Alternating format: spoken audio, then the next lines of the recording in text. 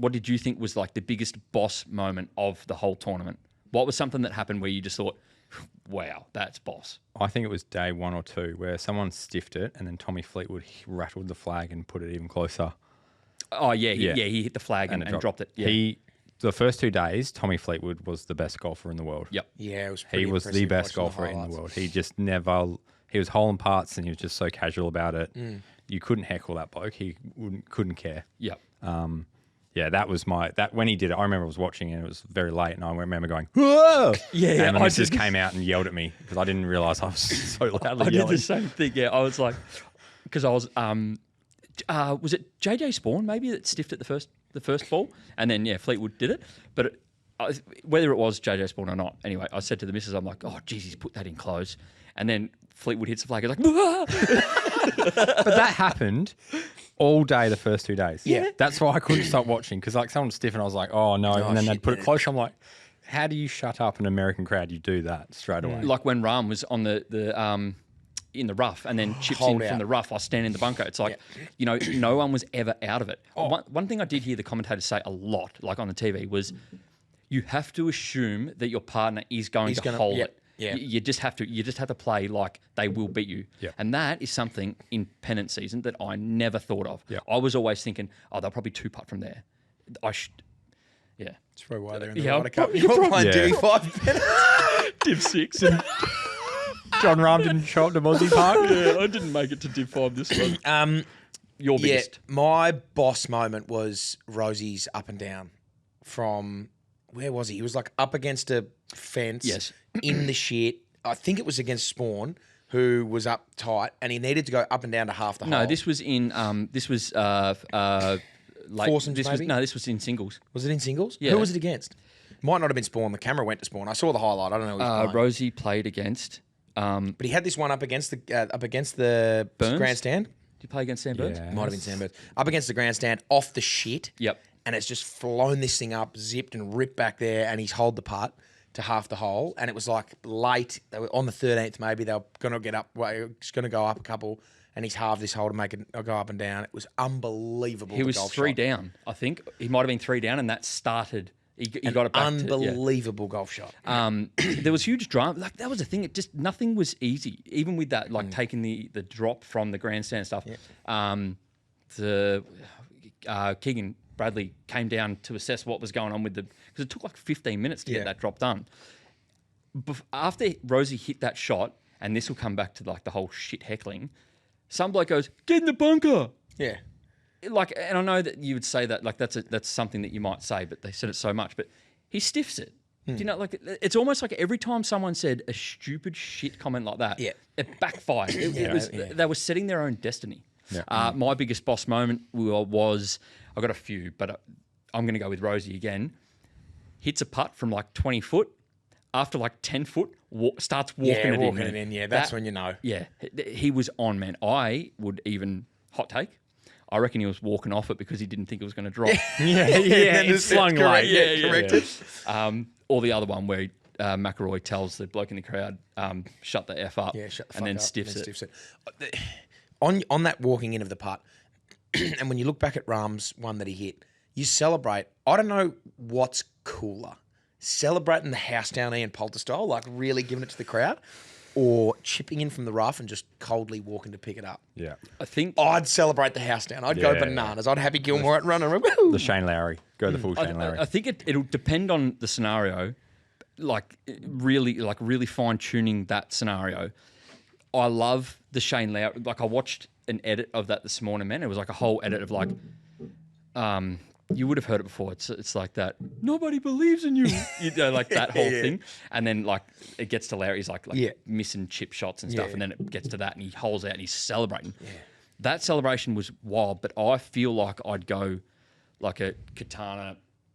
Like I don't know. I'll get the replay up of how I would celebrate. But it almost just like a look around the room, like Let's soak it all in. yeah. Soak it all in. Yeah. Listen to the crowd going wild, and you're just sitting there, just going, this happened. The crowd. Oh my god, Man, I'd like to hear your opinion before I give mine. It annoyed me so much I made a video about it Yeah, to take the piss. I saw that. Because I was listening to it and I had my earphones on and I almost like pull them off before they'd hit and then put them back on because just the chanting or the like horrendous banter that they were trying to throw out was annoying me. None of it was good. Europeans would chime in every now and then. It was quality. It wasn't quantity. It was quality. Yeah. Just not clever. I mean, they maybe in the group of the 3 blokes they were with, they were high-fiving thinking they were the smartest thing ever, but it was really annoying me. The only good chat from an American was that video to Rory. Did you see that? Yeah, you don't need to do your top button up to choke, Rory. And even they were like, yeah. Everyone turned around and said, yeah, that's good. It borderlined abuse. That was the problem because they weren't winning. And even Rory said it on the last day that people stopped cheering for Scotty and were more interested in just ripping into Rory. Which, again, is going to, like, obviously he won, but it's not the way you want to go about it. Like, Europeans will cheer their own on. And that's the difference. Like, they talk about when it was played in Europe, they get the same. No, they didn't. They might have laughed and booed when someone missed a putt. That's the right call. That's going to happen. But when you're telling someone to F off in the middle of their backswing and throwing stuff at their misses, then you're like, okay, hang on. This is like borderline now. Some of the stuff that's come out after now, you know, like it's surfacing like afterwards because it finally makes the rounds and stuff. Some of the stuff, now I'm not even going to say it because I don't even want to get close to saying it because we'll get cancelled. But like Rory walks past this one bloke and the bloke just says, you're this, this, and this. And then Rory just turns around like to whoever the security is. Get him out. Yeah, get him out. And he got a... He did get evicted, that guy. What? I just don't... I don't know. This is one of those scenarios where you put yourself in that bloke's position and go, I'm going to say this. Like, what are you hoping to achieve out of that? Yeah. I don't know. It was actually disgusting. It was really pathetic. And the best part that come out of it is you've got the American commentators, you've got American personalities, celebrities, you know, people in the comment sections of every video saying, I'm embarrassed. This is not good. You know, this is not what we want to be. And then a bunch of people saying like, you know, this is what New Yorkers are like, or, you know, this is what Long Island's like. And, you know, yeah, it's just, I'm glad it happened because now maybe they'll just wind it in a bit. But this isn't the first time this has happened. The lady didn't the announcer on the first tee get fired? Yep. Yeah. Some comedian, she was meant to be there and got the sack after day one. She was egging on she started the fuck you Rory chant. Yeah. Apologies. Yep. So my take on it from someone who plays sport and you can hear people in the crowd and all the rest of it, I have got very little issue with anything that happens from a crowd. Don't physically abuse anyone. Don't throw anything at them. Don't touch them. No racial slurs, no homophobic slurs, no religious slurs, anything like that. Everything else I think is on the table, but do it within the confines of golf. So when someone's having a swing, taking a shot, just don't, like, it's golf.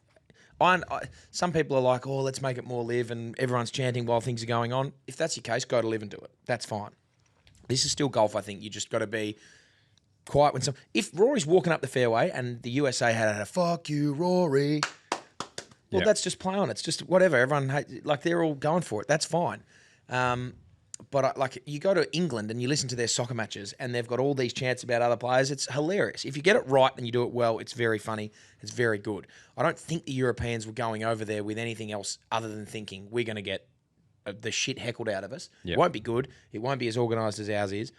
But I think there is definitely a place for it. And yes, it's shithousery and it's not very good. But I think you do that within the confines of golf and it's play ball. Yep. But it's when they're throwing shit at him and his wife. It's when he's about to make a putt and someone's just screaming in his backswing to fuck off.